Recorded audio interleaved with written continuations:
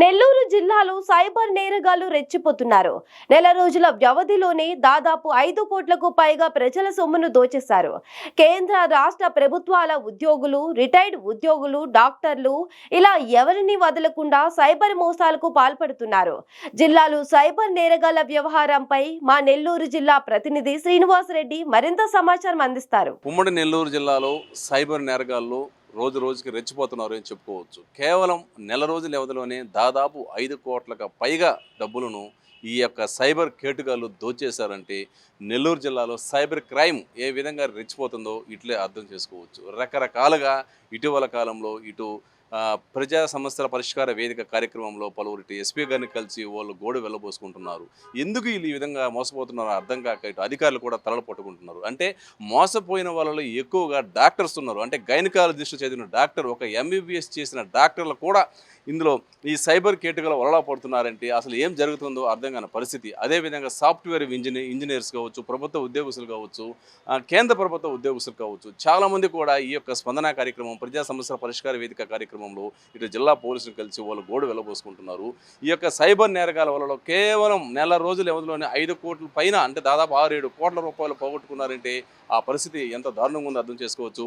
ఇటు రకరకాలుగా ఇటు వాట్సాప్లో లింకులు పంపించి ఈ లింక్ ఓపెన్ చేస్తే మీకు ఇటు గిఫ్ట్ లక్కీ డ్రీప్ వస్తుందని ఒకరైతే, ఇటు షేర్ మార్కెట్లో ఇన్వెస్ట్మెంట్ చేయండి అని చెప్పి లింకులు పంపిస్తే మరికొద్దిమంది, ఇంకొద్దిమంది అంటే ఇటీవల ఒక విశ్రాంతి ఉద్యోగి విషయం తీసుకుంటే 1,25,00,000 రూపాయలను ఒక సైబర్ నేరగాడికి అకౌంట్లో జమ చేశాడు. అంటే అతను ఇటు ఢిల్లీలో కేంద్ర ప్రభుత్వ ఉద్యోగం పనిచేస్తున్నప్పుడు పనిచేసి రిటైర్ అయ్యి ఇటు నెల్లూరులో ఉంటున్నారు. అతనికి ఒక కాల్ వచ్చింది, మేము సిబిఐ నుంచి కాల్ చేస్తున్నాము, నువ్వు గతంలో ప్రభుత్వ ఉద్యోగ పనిచేస్తున్నప్పుడు నువ్వు పాల్పడ్డ అవినీతి అంత చిట్టా మా దగ్గర ఉంది, దాన్ని ఇటు సిబిఐ ఎంక్వైరీ చేయాలని చెప్పి ప్రయత్నాలు జరుగుతున్నాయి. దాన్ని ఆపాలంటే ఇంత 1 కోటి రూపాయలు పంపమని ఫోన్ రావడంతో ఆ పెద్ద ఆయన ఏమాత్రం ఆలోచించకుండా 1 కోటి రూపాయలను 1,25,00,000 రూపాయలను వివిధ అకౌంట్స్కి ట్రాన్స్ఫర్ చేశారు. అదేవిధంగా మళ్ళీ కాల్ చేసి ఈడే దర్యాప్తుందంటే మళ్ళీ కొంచెం అమౌంట్ పంపించారు.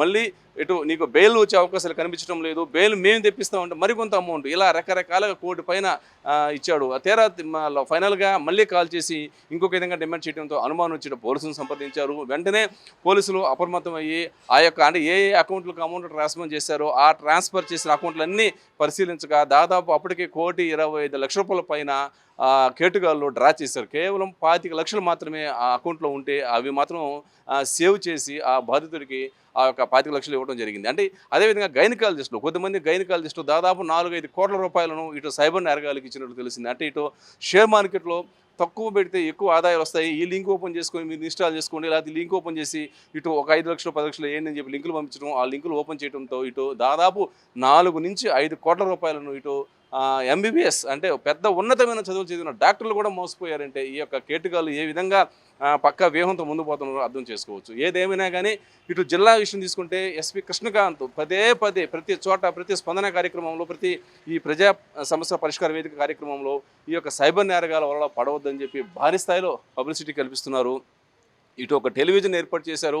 ఆ టెలివిజన్లో ప్రతి సెకండ్కి ఏ విధంగా సైబర్ నేరాలు జరుగుతాయి, మీరు ఏ విధంగా అలర్ట్గా ఉండాలని చెప్పి చెబుతూనే ఉన్నారు. అదేవిధంగా ప్రతి సిగ్నల్స్లో కూడా సైబర్ నేరగాల పట్ల అలర్ట్గా ఉండండి అని చెప్పి ఎస్పీ కృష్ణకాంత్ పదే హెచ్చరికలు జారీ చేస్తున్నప్పటికీ ఏ మాత్రం కూడా ఈ యొక్క వీళ్ళు ప్రజలు పట్టించుకున్న దాఖలాలు కనిపించడం లేదు. అదేవిధంగా వాట్సాప్లో ప్రతిరోజు వాట్సాప్లో ఇమేజెస్ పెడుతూ ఉంటారు ఎస్పీ గారు. ఇది విధంగా సైబర్ క్రైమ్ జరిగే అవకాశం ఉంది, జాగ్రత్తగా ఉండండి, మోసపోవద్దు, డబ్బులు పోగొట్టుకోవద్దు అని చెప్పి ప్రతి నిత్యం ప్రజల్ని జిల్లా ఎస్పీ అప్రమత్తం చేస్తున్నప్పటికీ కూడా ఈ విధమైన ఈ యొక్క సైబర్ కేటుగాళ్ళ యొక్క వలలో ప్రజలు పడుతున్నారంటే అసలు ఏం అర్థం కాని పరిస్థితి. అంటే చదువు సంధ్య రాని, అంటే నిరుద్యోగులు కావచ్చు, చదువు లేని పల్లెటూరు వాళ్ళు కావచ్చు, వీళ్ళు యొక్క సైబర్ నేరంలో పడ్డ ఒక అర్థం ఉంది. కానీ ఇక్కడ అంతా సాఫ్ట్వేర్ ఇంజనీర్స్, అదేవిధంగా ఎంబీబీఎస్ చేసి గైనకాలజిస్ట్ చేస్తున్న డాక్టర్లు, అదేవిధంగా కేంద్ర ప్రభుత్వంలో ఉద్యోగం చేసిన జాబ్ చేసిన ఎంప్లాయీస్, రాష్ట్ర స్థాయి ఎంప్లాయీస్, వీళ్ళు కూడా ఈ యొక్క సైబర్ నేరగాల పట్టడం విచిత్రంగా ఉందని చెప్పి జిల్లా ప్రజలు ఆవేదన వ్యక్తం చేస్తున్నారు. ఏదేమైనా కానీ నెల్లూరు జిల్లాలో సైబర్ కేటుగాళ్ళు దాదాపు నెల రోజుల వ్యవధిలోనే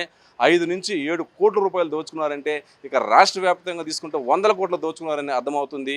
జిల్లా ఎస్పీ ఎంత పకడ్బందీ చర్యలు తీసుకుంటున్నప్పటికీ కూడా ఈ యొక్క ప్రజలు అత్యాశకు పోయి, అంటే తక్కువ ఈజీ మనీ కోసం అలవాటు పడిపోయి తక్కువ కాలంలో ఎక్కువ డబ్బులు సంపాదించాలన్న దురుద్దేశంతో ఈ యొక్క సైబర్ కేటుగాళ్ళు పడుతున్నారని చెప్పుకోవచ్చు. కెమెరామెన్ సునీల్తో శ్రీనివాస్ రెడ్డి, నెల్లూరు జిల్లా నుండి.